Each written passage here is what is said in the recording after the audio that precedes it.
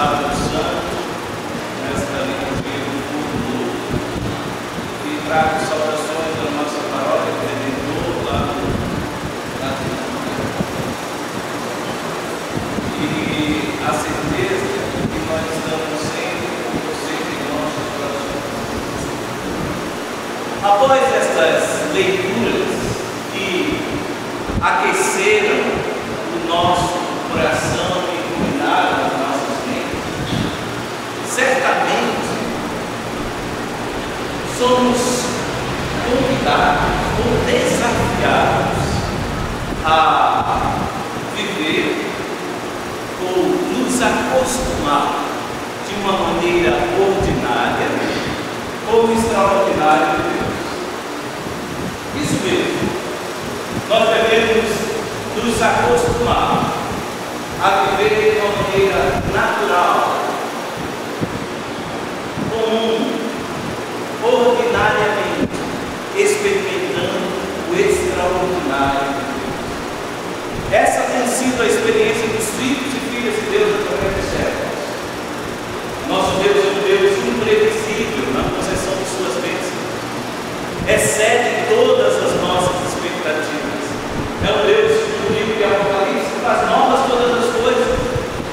E o profeta Jeremias nos encanta quando partilha conosco esta verdade. As misericórdias do Senhor são a causa de não sermos consumidos, pois suas misericórdias não têm fim e se renovam a cada manhã.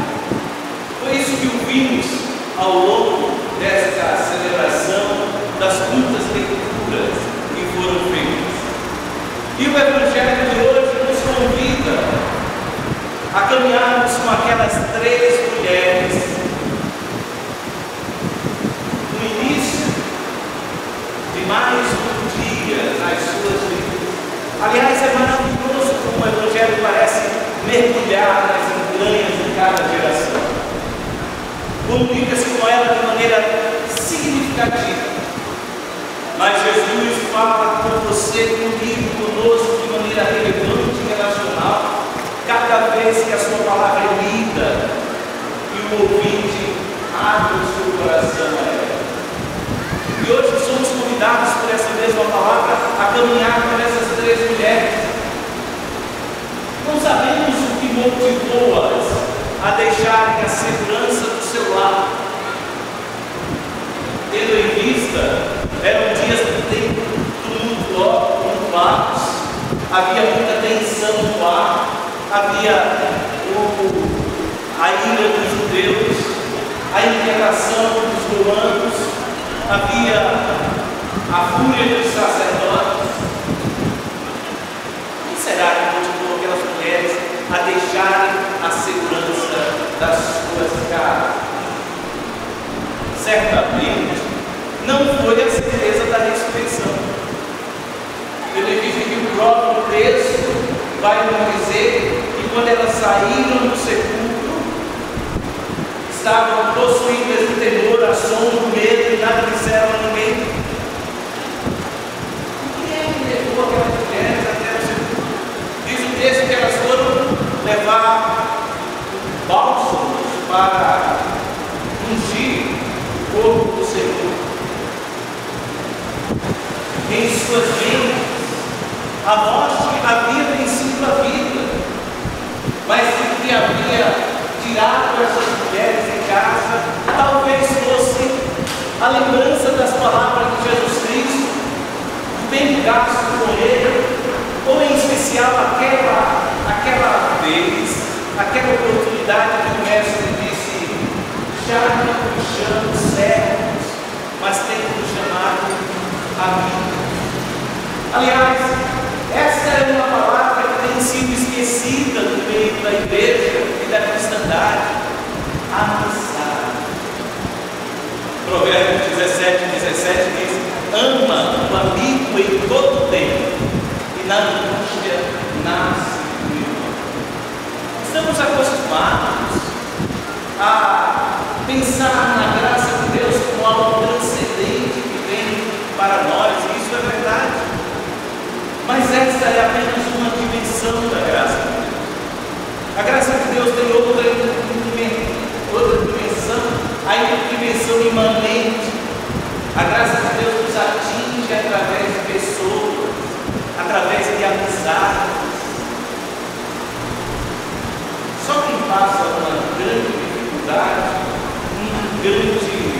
uma grande decepção. Aliás, é muito comum isso na nossa vida. Agostinho já dizia: Deus só teve um filho sem pecado, mas nenhum sem sofrimento. E o poeta nos alerta ainda mais quando nos diz: quem dormiu em brancas nuvens, em plástico repouso adormeceu, quem não sentiu o frio da desgraça, quem passou pela vida e não sofreu com espectro de homem, não foi homem, só passou pela vida. E Jesus nos advertiu: no mundo tereis aflições, e nesses momentos você e eu sabemos que geralmente aqueles que se dizem amigos somos, desaparecem. Quanto maior a tempestade, mais sozinhos ficamos. Isso nos chama a atenção para dizer que aquelas três tinham algo muito forte entre elas: a amizade. A amizade. E nos momentos difíceis, quando parece que todos se vão, nós vemos que aqueles que ficam são a expressão do amor e do carinho de Deus, que parece nos dizer: não fique nesse lugar, estamos juntos, vamos lá. Assim foi com Paulo, quando ele escreve, diz assim: todos me abandonaram, só Lucas ficou. Amigos são provisão de Deus para nos amparar no momento da nossa adversidade. A igreja precisa reconquistar este valor supremo de fazer amigos, porque Jesus valorizou os seus amigos. Já tem nos chamado sério, mas tem nos chamado amigos. Talvez tenha sido essa a motivação dela. Vamos ver o corpo do nosso amigo, do nosso amigo. E diz o texto sagrado que muito cedo, de madrugada, quando a luz ainda estava poupando as formas, os tons, os contornos, as cores dos objetos. E aquelas mulheres, sem saber, estavam caminhando no primeiro dia da nova criação. Elas estavam caminhando e recebendo o sol sem perceber que o sol da justiça havia nascido, subia, brilhava radiante, e elas caminhavam. E o autor sagrado traz um outro componente para esse texto. Ele diz assim: que nos seus corações havia a preocupação de quem tiraria a pedra. Quem tiraria a pedra? Quem vai tirar essa pedra? Aliás, nós vivemos uma vida com muitos desafios. Muitos desafios. Nós temos desafios profissionais. Nós temos desafios afetivos. Nós temos desafios de toda sorte. E há sempre uma pergunta para todos aqueles desafios que nós não conseguimos enfrentar ou vemos sair e dizemos assim: será que alguém pode nos ajudar a retirar esta pedra para que nós possamos nos realizar na vida, nós possamos concluir esse projeto de existência? E a pedra não estava. Mas o interessante é que elas, como nós, muitas vezes estamos caminhando com um objetivo, com um projeto, que é um projeto vazio, que é um projeto que não tem lugar no projeto de Deus para a nossa existência. Aliás, aquelas mulheres caminhavam para o túmulo e você e eu estamos caminhando para o túmulo. Há tempo de nascer e tempo de morrer. E só há uma coisa importante nesta caminhada: é quando nós estamos realmente caminhando para o Cristo ressurreto.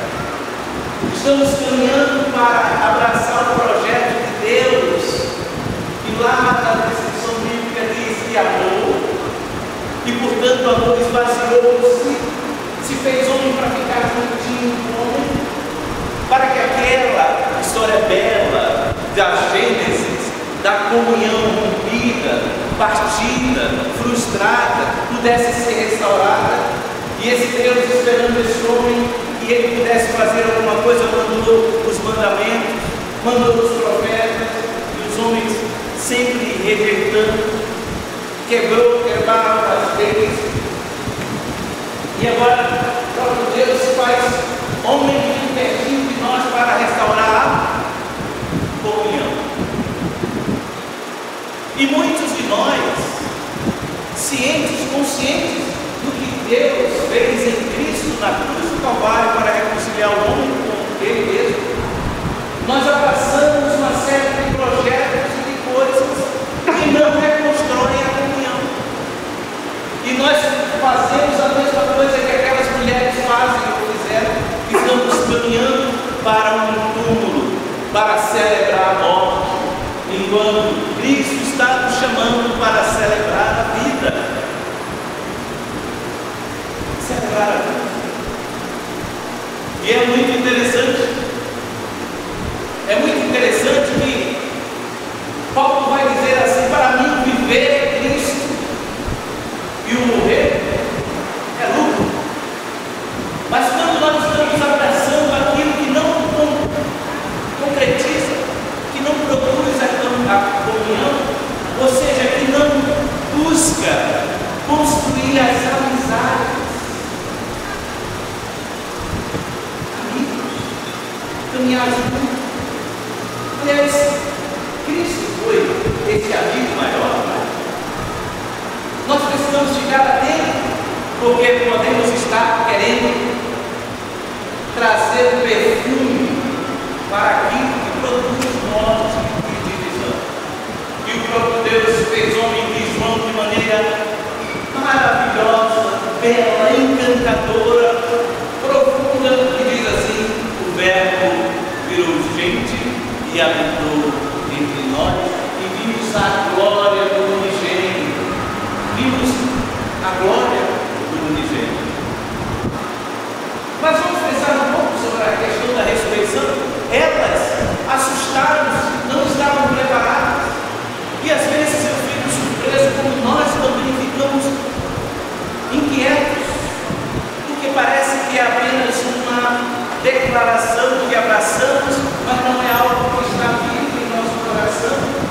A ressurreição que é vivida na prática, nas relações interpessoais e no nosso testemunho de vida neste mundo tão corrompido, onde uma superficialidade violenta tem tomado conta dos corações, onde as pessoas amam mais as coisas e usam descaradamente as pessoas, onde os lares mais se parecem pensões, albergues, pessoas que vivem debaixo do mesmo teto, mas não se comunicam, não se relacionam, o diálogo não existe. Então, neste lugar, nós precisamos ser os protagonistas do ressuscitado. O meu viver é Cristo, o meu morrer é lucro. Se você perguntar a um notista sobre esta afirmação, é muito interessante, porque ele vai dizer assim: olha, para mim viver é a impessoalidade. O viver é anular a minha pessoalidade, para que eu não sofra. E o morrer é o mergulho absoluto do nirvana. O hindu vai dizer para você, com convicção, ele vai dizer: olha, para mim viver é karma, é o karma. Karma da dor. E o morrer é a transmigração da evolução de um processo reencarnacionista. Ele crê nisso, ele vive por isso. Com uma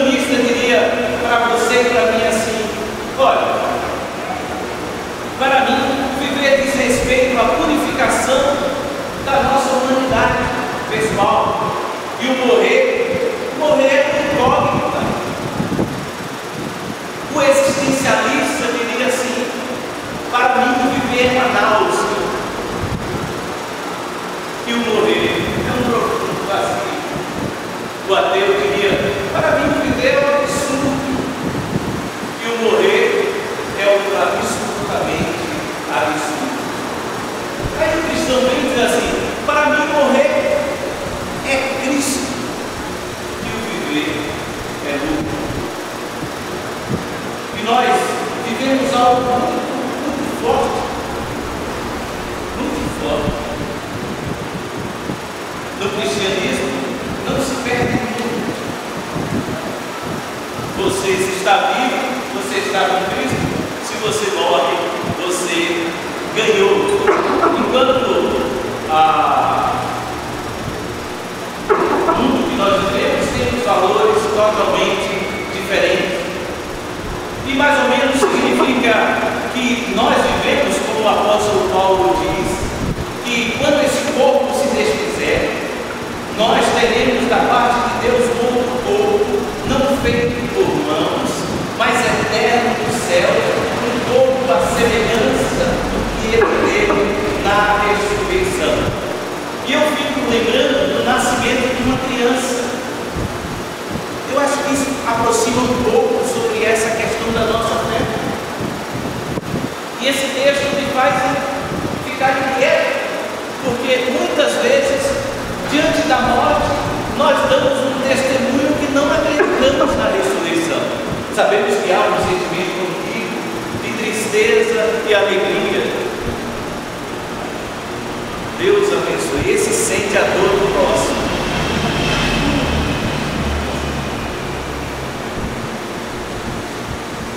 Olha, a pergunta. E pensem comigo. Uma semente é plantada no útero de uma mulher. Como é seu nome, campeão? Josué. Um dia, uma semente foi plantada no útero da mãe de Josué. E Josué começou a ser formado. Os órgãos começaram a ficar perfeitos, completos, e ele começou a crescer dentro do útero da mãe, alimentando-se da própria mãe, criando uma relação de profunda dependência, uma relação de afetividade, de pertença. Mas um dia, o útero vai se tornar um espaço que impede a vida de crescer. Um dia o útero vai ser um espaço que vai ser uma barreira para que a vida se manifeste plenamente. E aí vem o parto. Mas o parto é uma crise. É uma crise do parto. A criança nasce para a vida, mas a ruptura, o novo, o desamparo, a dor. Não é verdade? É. Mas logo em seguida o processo da vida continua. Nesse novo espaço nos desenvolvemos, adquirimos conhecimento e nós vamos envelhecendo até o momento em que novamente este mundo já não é suficiente para nós. E aí nós vamos para a nova etapa da vida.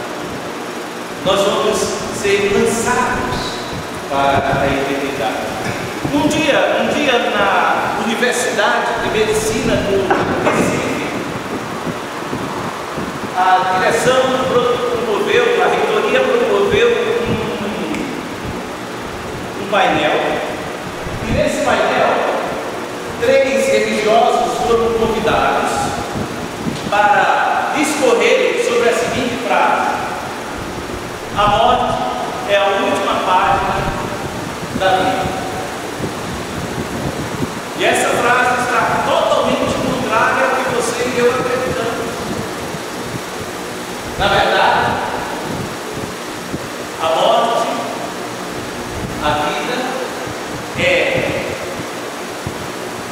A morte é a última página da vida. A vida é apenas a primeira parte, onde a morte nos lança nos braços de Deus. E por que será que a gente tem tanto medo de morrer? Por que será que a gente não consegue dizer isso com profundidade? Para mim, o viver é Cristo e o morrer é lucro. Por que será? Por que será que a gente tem tanta dificuldade nesse sentido? E deixa eu viajar. Mas a Bíblia nos diz: se o grão morrer, o que é que acontece? Fica só. Não é? Mas agora, se ele morrer, produz fruto. Aliás, Jesus diz que quem amar a sua vida, perdê-la. Parece que esse é o ponto de partida para que nós possamos ser solidários no mundo individualista, consumista. Parece que esse é o passo inicial para que nós possamos ser solidários, orgânicos, perdoadores e possamos realmente ver o outro como o melhor de Deus para o mundo. Para o mundo. Há tantas vidas tristes, frustradas, vazias, mas um vazio que faz barulho dentro do coração das pessoas.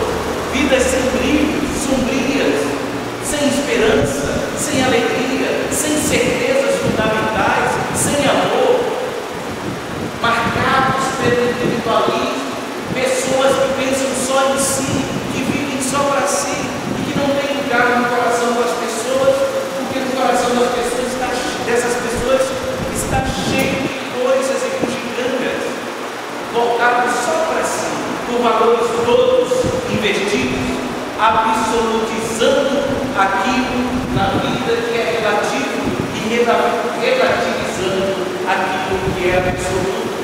Vidas gastas de forma estéril, sobretudo com medo da morte. E Jesus nos diz: eu sou a ressurreição de Deus. O texto de hoje nos chama a atenção para que nós não temamos a grandeza da ressurreição, mas que ela seja refletida na nossa prática de vida, no nosso testemunho cristão, de gastar a vida um sacrifício de maneira orgânica, oblativa, servindo ao próximo e aos irmãos da caminhada. E o texto de hoje nos chama para isso, que todo o mal que o passado trouxe, nós vamos enterrar nesse sábado santo numa cova bem funda. Vamos sonhar novos projetos do coração de Deus, projetos do reino que aproximam as pessoas, que criam pontes. Vamos tomar posse da palavra de Deus que disse a Abraão: a minha presença irá contigo e encontrarei descanso. Vamos sonhar novos projetos e quando a tempestade se abater sobre nós, vamos levantar a cabeça para o alto, para o Senhor das luzes, para o infinito do qual somos feitos, ou como diz o poeta: mantenha os olhos fixos nas alturas, quantidades de estrelas, e vocês vão ser surpresos que quando se tem os olhos fixos nas alturas, as roseiras no chão onde pisamos aumentam o número de rosas e diminui o número de espinhos. Traga o amanhã o que trouxer, leve o que levar. A graça de Deus nos basta, porque Jesus ressuscitou. Amém. Aleluia. Eu sou bem de ter falado